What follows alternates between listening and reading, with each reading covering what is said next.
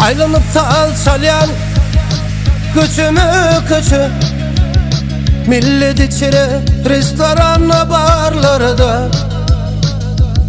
Yok men mit bolum mu al şerab içi, ya minnet çekem mu oncuk yarlardan. Men giday hiç kime elim terim mu, menin tan hiç kime edim o köküm. Yönümün falçalayan aydın üzme, men falçalayan şu dünyada paraxı. Çalsadığını darlarını çitikle, çalsadığını kaynadıp göz yaşını.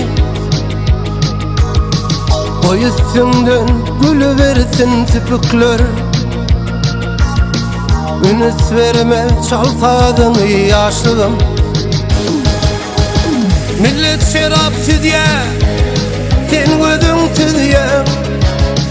Millet arabalı, sen piyada. Yöneten taçalya, aydın üzme. Sen taçalya şu ovalı dünyada.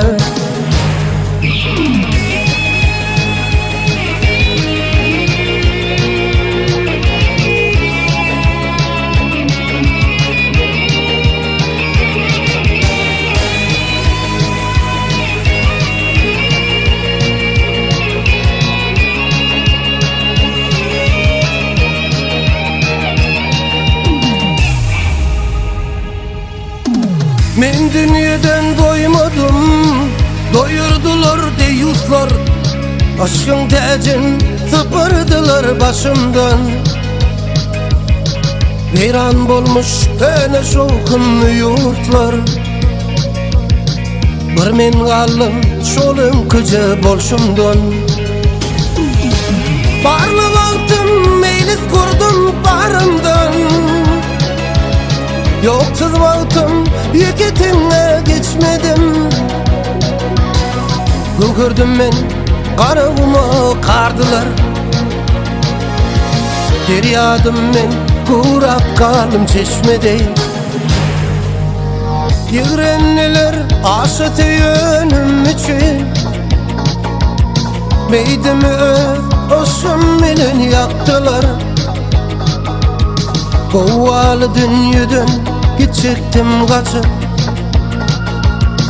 a cennete köy vermedi taksılar. Kovalı dünyadan gidecektim kaçıp, a cennete köy vermedi taksılar. A cennete köy vermedi taksılar.